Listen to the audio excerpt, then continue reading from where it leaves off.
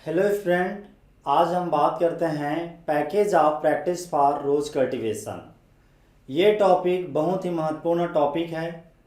हर exam में लगभग इससे क्वेश्चन पूछे जाते हैं, चाहे वो एकेडमिक एग्ज़ाम है जैसे जेआरएफ एसआरएफ, या नेट एग्ज़ाम हो हॉर्टिकल्चर का या जनरल एग्रीकल्चर के पार्ट के रूप में, या फिर जॉब एग्ज़ाम जैसे आईबीपीएस एफएओ है, नाबार्ड है। उन सब में यहाँ से क्वेश्चन आते हैं।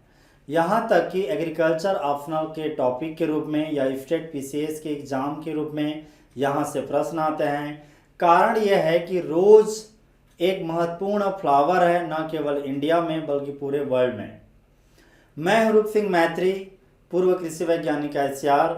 आइए आज डिस्कस करते हैं कि रोज कल्टीवेशन में क्या क्या महत्वपूर्ण एग्जाम फैक्ट होते हैं, क्या क्या आपको ध्यान में रखना चाहिए। इस डिस्कशन में मैं बेसिकली फोकस करूंगा केवल थ्योरेटिकल ढंग से कॉन्सेप्ट पे और फैक्ट पे। ऑब्जेक्टिव क्वेश्चन को मैं हिंट करूंगा कि कौन सा इम्पॉर्टेंट है और कौन सा इम्पॉर्टेंट नहीं है। थोड़े से मैं इम्पॉर्टेंट पॉइंट पे ही मेन चर्चा करूंगा, लेकिन कौन से किस एग्ज़ाम में आते हैं उसके लिए मैं अलग से चर्चा करूंगा। तो आइए चर्चा करते हैं रोज कल्टीवेशन के बारे में। ये मैं आपको पढ़ा रहा हूँ हैंडबुक ऑफ हॉर्टिकल्चर, जो आईसीआर से पब्लिश होता है, मोटी किताब उससे। कारण क्या है कि यह हैंडबुक ऑफ हॉर्टिकल्चर एक तरह का हॉर्टिकल्चर वालों के लिए मेन ग्रंथ है, महाकाव्य है, बड़ा किताब है। तो वहाँ के फैक्ट हैं काफ़ी रिलायबल ही मान के चलेंगे। वहाँ से यदि आपको तथ्य समझ में आते हैं और उसके कंटेंट आपको पता है तो काफ़ी हद तक आपको एक मोटा मोटा रोज कल्टीवेशन के बारे में सब कुछ पता है। तो आज हम डिस्कशन में क्या क्या डिस्कस करने वाले हैं ये पहले मैं आपको बताता हूँ। हाईलाइट क्या है इस डिस्कशन के। पहले हम बात करेंगे रोज कल्टीवेशन क्यों करते हैं, रोज का क्या इम्पोर्टेंस है। फिर हम बात करेंगे क्लाइमेट और सोइल, किस तरह के क्लाइमेट और सोइल सूटेबल हैं रोज के कल्टीवेशन के लिए। कमर्शियल स्केल पे ये बहुत ही महत्वपूर्ण क्राइटेरिया है। एक बात और बता दूं आपको, मेरा डिस्कशन हिंदी और इंग्लिश दोनों में रहेगा। मैं जब डिस्कस करूंगा तो पहले इंग्लिश में यदि चर्चा करता हूं तो पैरेलली हिंदी भी डिस्कस करूंगा, ताकि जो हिंदी भाषी हैं उनको भी पैरेलली समझ में आ जाए। उसके बाद हम बात करेंगे कौन कौन से महत्वपूर्ण वैरायटी हैं, क्लासेस हैं, किस कंडीशन में किस तरह के रोज़ कल्टीवेट करने से ज़्यादा इनकम आते हैं। फिर हम बात करेंगे प्रोपोगेशन टेक्निक के बारे में। रोज़ के नए प्लांट लगाने के लिए किसान कौन से प्रोपोगेशन मेथड का उपयोग करता है, सामान्य तौर पे और कमर्शियल ढंग से, ये हम चर्चा करेंगे। उसके बाद हम चर्चा करेंगे वो है कल्टीवेशन या प्लांटिंग। कब बुआई करते हैं, कब प्लांटिंग करते हैं, कैसे प्लांटिंग करते हैं, कौन सा टाइम परफेक्ट होता है, वो चर्चा करेंगे। फिर प्रूनिंग टेक्निक, प्रूनिंग एक इम्पॉर्टेंट प्रैक्टिस है रोज कल्टीवेशन में। इसके बाद हम बात करेंगे वो है बेंडिंग। बेंडिंग क्या होता है वो जानेंगे। बेंडिंग रोज में किस तरह से करते हैं उसके बारे में हम समझेंगे। फिर न्यूट्रिशन को कितना फर्टिलाइज़र डालना चाहिए, कौन से महत्वपूर्ण फर्टिलाइज़र यूजफुल होते हैं। फिर हम बात करेंगे एरिगेशन, किस तरह से एरिगेशन देने चाहिए, कब कब देने चाहिए, क्या इंटरवल होने चाहिए। कल्चरल ऑपरेशन या आफ्टर केयर, इस पे कई तरह के जैसे डिसबडिंग या पिंचिंग करते हैं गुलाब में, उसके बारे में जानकारी लेंगे। और फिर है महत्वपूर्ण डिजीज़, कौन कौन से इम्पॉर्टेंट डिजीज़ आते हैं उनके बारे में हम जानेंगे। फिर उसके बाद है पेस्ट के बारे में कि कौन कौन से इम्पॉर्टेंट पेस्ट रोज क्रॉप को हैम्पर करते हैं, डैमेज करते हैं, वो एक चर्चा का पॉइंट रहेगा। फिर हम जानते हैं harvesting of rose and post harvest management technique, ये हमारे डिस्कशन के मेन पॉइंट रहेगा। कब हार्वेस्ट करें कि हमें बेटर मार्केट मिल सके, बेटर प्रोड्यूस का मार्केट मिल सके या फिर प्राइस मिल सके, ये ज़रूरी चीज़ है। तो अब समझते हैं कि उसे प्रिजर्व भी कैसे करते हैं, वो भी जानने की कोशिश करेंगे। आइए एक एक करके डिस्कशन स्टार्ट करते हैं। Let's begin the main series, main lecture. पहले हम बात करेंगे कि रोज़ का कल्टीवेशन क्यों करते हैं, इसके क्या इम्पोर्टेंस होते हैं। सबसे पहले बताऊंगा कि रोज़, जिसे इन जनरली रोजा कहते हैं, रोजा स्पीसीज, बॉटनिकली इसका नाम रोजा स्पीसीज है। कई स्पीसीज होते हैं, मेन हम जो कल्टीवेट करते हैं भारत का रोज है, गुलाब है, वो रोजा इंडिका होता है। ये किस फैमिली को बिलोंग करता है? रोजेसी फैमिली को। महत्वपूर्ण फैमिली है। इस फैमिली के और भी कई क्रॉप आते हैं, फ्रूट क्रॉप भी कई सारे आते हैं। इसके अतिरिक्त हम जानते हैं कि इसका ओरिजिन स्थल कहाँ है। जैसे आप देखेंगे कि रोज है, इसका ओरिजिन स्थल इंडिया है। न इंडिया बल्कि ग्लोब में जो नॉर्दर्न हेमिस्फीयर देखते हैं वो सारे इस पार्ट में आते हैं। ओरिजिन प्लेस, रोज का कल्टीवेशन इंडिया साइड से ही स्टार्ट हुआ। इसके अतिरिक्त हम जानते हैं रोजा हाइब्रिडा। रोजा हाइब्रिडा भी एक महत्वपूर्ण स्पीसीज है जिसे यूनिवर्सली कहा गया है क्वीन ऑफ फ्लावर। रोज का एक स्पीसीज है, रोजा ही मतलब रोज ही कह सकते हैं, लेकिन वो रोजा हाइब्रिडा है। इसे ही क्वीन ऑफ फ्लावर के नाम से जानते हैं, क्वीन ऑफ फ्लावर। इसके अतिरिक्त इसके क्या सिग्निफिकेंस है? इंग्लैंड में सबसे ज़्यादा कंज्यूम होता है रोज का माल। यदि आप प्रोड्यूस करते हैं, सबसे ज़्यादा फ्लाइट के माध्यम से, एयरप्लेन के माध्यम से रोज जो है इंग्लैंड को एक्सपोर्ट कर दिया जाता है और ईरान को एक्सपोर्ट कर दिया जाता है, क्योंकि वहाँ का ये नेशनल फ्लावर है। मरने में भी फ्लावर दिया जाता है, मिलने पे भी फ्लावर दिया जाता है, प्यार करने के समय फ्लावर दिया जाता है रोज़ का। हर काम में वहाँ पे फ्लावर दिया जाता है रोज़ का। रोज़ चलता है, दैट इज़ द मीनिंग। रोज़ is in the daily activity. चाहे रेड रोज हो, चाहे वाइट रोज हो, चाहे येलो रोज हो, सब तरह के रोज़ इंग्लैंड में चलते हैं। हैट में लगाते हैं, यहाँ पे लगाते हैं। तो रोज़ नेशनल फ्लावर है। यहाँ पे एक इम्पॉर्टेंट एग्जाम फैक्ट बनता है कि क्या नेशनल फ्लावर है इंडिया का रोज़? क्या रोज़ इंडिया का नेशनल फ्लावर है? आंसर है नहीं, क्योंकि इंडिया का नेशनल फ्लावर लोटस है। तो इस तरह से बेसिकली कंफ्यूज करने वाले क्वेश्चन एमसीक्यू के रूप में एग्जाम में आते हैं। आगे हम जानते हैं रोज़ सिंबल है ब्यूटी का। It is the symbol of beauty. Beauty को दिखाने के लिए रोज़ का एक प्रतीकात्मक रूप उपयोग करते हैं। फिर हम जानेंगे इसके क्या स्थिति हैं कल्टीवेशन का। रोज़ फ्लावर में, फ्लावर जितने भी कल्टीवेट किए जाते हैं पूरे इंटरनेशनल ट्रेड के भी हिसाब से पहला पोजीशन रखता है, जितने भी फ्लावर होते हैं उन सब में। इसके बाद हम बात करेंगे किस तरह के रोजेज कल्टीवेट किए जाते हैं। कई तरह के रोज स्पीसीज होते हैं, जिनमें 4 स्पीसीज बहुत ही फेमस हैं।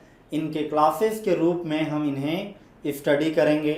कौन से 4 महत्वपूर्ण क्लास होते हैं रोज के?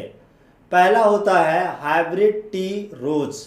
ये एक महत्वपूर्ण क्लास है। जैसे यहाँ पे आप देख पा रहे हैं, ये कट फ्लावर के रूप में उपयोग होता है। याद रखना, एग्जाम में पूछा जाता है, कट फ्लावर के रूप में इसका उपयोग होता है। अब यहाँ पे ये जानना जरूरी है कि कट फ्लावर क्या होता है। फ्लावर में 2 तरह के फ्लावर होते हैं। कट फ्लावर, जब फ्लावर का स्टेम होता है, इस टाइप से स्टेम रखा जाता है और यहाँ से काटा जाता है स्टेम रखते हुए, तो उसे कट फ्लावर कहते हैं। और केवल यहाँ से केवल फ्लावर को तोड़ा जाता है, उसे लूज फ्लावर कहते हैं। गुलाब को भी, रोज को भी कट फ्लावर के रूप में और लूज फ्लावर के रूप में तोड़ सकते हैं। लेकिन ये जो हाइब्रिड टी रोज है, इसका मेन उपयोग कट फ्लावर के रूप में करते हैं। कट फ्लावर किसी को देने में, बुके में लगाने में, यहाँ पे भी लगाते हैं कट फ्लावर को। कई लोग यहाँ पे लगाते हैं, जैसे नेहरू चाचा थे शायद, वो भी लगाते थे। इस तरह से कई लोगों को गुलाब बहुत पसंद होता है और वो बेसिकली हाइब्रिड टी है, वो मेन काम आता है कट फ्लावर के रूप में। इसके बाद है फ्लोरीबंडस। फ्लोरीबंडास रोज का एक महत्वपूर्ण क्लास है, जिसका गार्डन में लगाने के लिए होता है उपयोग। गार्डन डिस्प्ले हो, या फिर लूज फ्लावर हो। लूज यानी कि जब इस तरह से एक छोटे से फ्लावर को इस तरह से निकालते हैं और गार्लैंड यानी वरमाला, भगवान को लगाने वाला माला बनाने के लिए जब तैयार करते हैं रोज का तो कौन सा स्पीसीज होता है? फ्लोरिबंडास। इसके बाद हम बात करेंगे पॉलिएंथस। पॉलिएंथस और मिनिएचर ये दोनों पॉट के लिए उपयोग होते हैं। किसके लिए? पॉट के लिए। इसके अतिरिक्त है क्लाइंबर है और रैम्बलर्स। ये क्लाइंबर और रैम्बलर है, ये दोनों एक जैसे होते हैं। इसका उपयोग आर्क बनाने और परगोलस बनाने में होता है।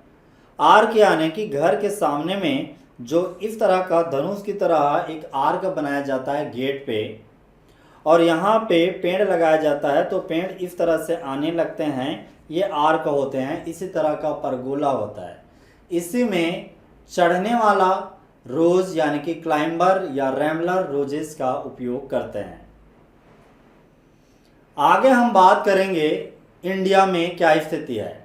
इंडिया में रोज का कल्टीवेशन कॉमर्शियली किया जाता है कट फ्लावर के रूप में।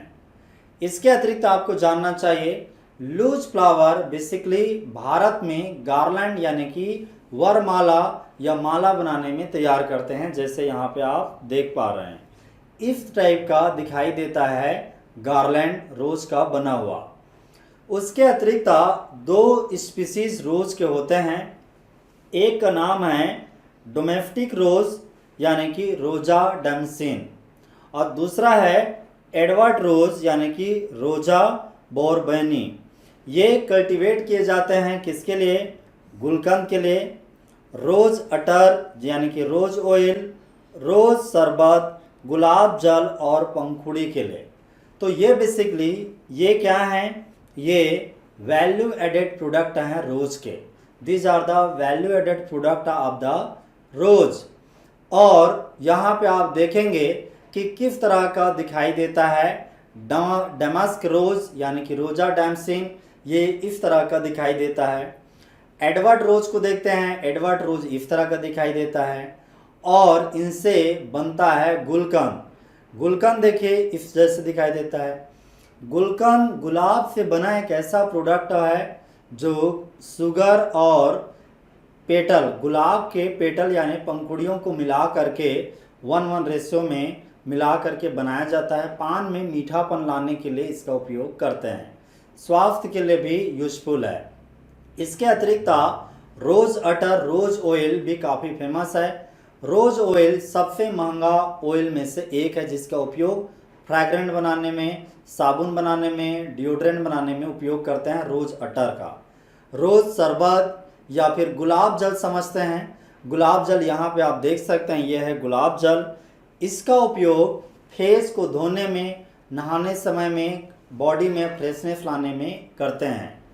पंखुड़ी का भी उपयोग पानी में डालते हैं, नहाने में, लग्जरियस स्नान करते हैं, लग्जरियस बाथिंग करते हैं, तब पंखुड़ी का उपयोग करते हैं। पंखुड़ी का और भी कई कामों में करते हैं, मिठाई बनाने में भी उपयोग होता है। आगे हम समझते हैं रोज फ्रूट क्या है। रोज फ्रूट को हीप भी कहते हैं।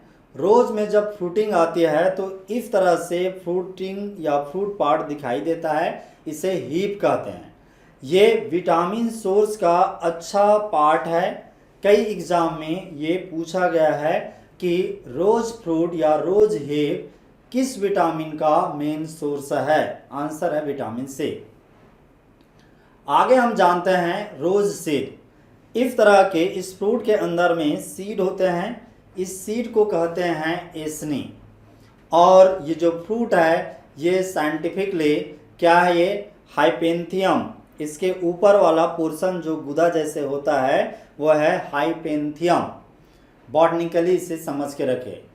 आगे हम बात करते हैं पॉपुलर रोज ब्रीडर इंडिया में कौन कौन थे। पहले हैं बीके राय चौधरी। ये इसलिए जाने जाते हैं क्योंकि ये पहले इंडियन ब्रीडर हैं जो रोज पे काम किए। First Indian rose breeder B K Chaudhary. दूसरा है बीएस भट्टाचार्य। इन्हें फादर ऑफ रोज ब्रीडिंग के नाम से जानते हैं और इन्होंने राम कृष्ण देव नाम का रोज की वैरायटी डेवलप किया। रामकृष्ण देव। इसके अतिरिक्त डॉक्टर बीपी पाल, डॉक्टर बीपी पाल यानी कि बेंजामिन पियरे पाल, इन्होंने फर्स्ट रोज वैरायटी रोज शरबत के नाम से डेवलप किया, रोज शरबत। डॉक्टर बीपी पाल इसलिए जाने जाते हैं क्योंकि इंडिया में Indian council of agriculture research के ये पहले डायरेक्टर जनरल हैं जो कई एग्ज़ाम में जनरल एग्रीकल्चर के पार्ट में भी आते हैं। डॉक्टर बीपी पाल एक प्लांट ब्रीडर भी थे। प्लांट ब्रीडर में व्हीट की ब्रीडिंग, राइस की ब्रीडिंग खूब किया उन्होंने, और साथ ही साथ में इन्होंने रोज़ ब्रीडिंग किया। इनके नाम पे एक महत्वपूर्ण रोज़ की वैरायटी है जिनका नाम ही बीपी पाल वैरायटी है। ये बीपी पाल वैरायटी आप देख सकते हैं। साथ ही साथ डॉक्टर बीपी पाल के नाम पे स्टाम्प बना, पोस्टेज स्टाम्प, उनमें उनका फोटो होता है। और जो ये वैरायटी देख रहे हैं इसके भी बारे में बताऊंगा कि इसमें किस फ्लावर का वैरायटी लगा होता है, यदि आप डिटेल समझना चाहेंगे तो। इसके अतिरिक्त हम जानते हैं कि इन्होंने एक महत्वपूर्ण किताब लिखा, उसका नाम है the rose in India. Bharat में रोज का कल्टीवेशन के संबंध में एक महत्वपूर्ण किताब है द रोज इन इंडिया। मैंने अपनी लेक्चर तैयार करने में कुछ फैक्ट यहाँ से भी निकाले हैं क्योंकि ये काफ़ी फेमस किताब है, इसे समय निकले तो आप भी पढ़ सकते हैं। आगे हम चर्चा करेंगे किस तरह के क्लाइमेट और सोइल सूटेबल हैं, आइडियल हैं रोज कल्टीवेशन के लिए। पहला है क्लाइमेट।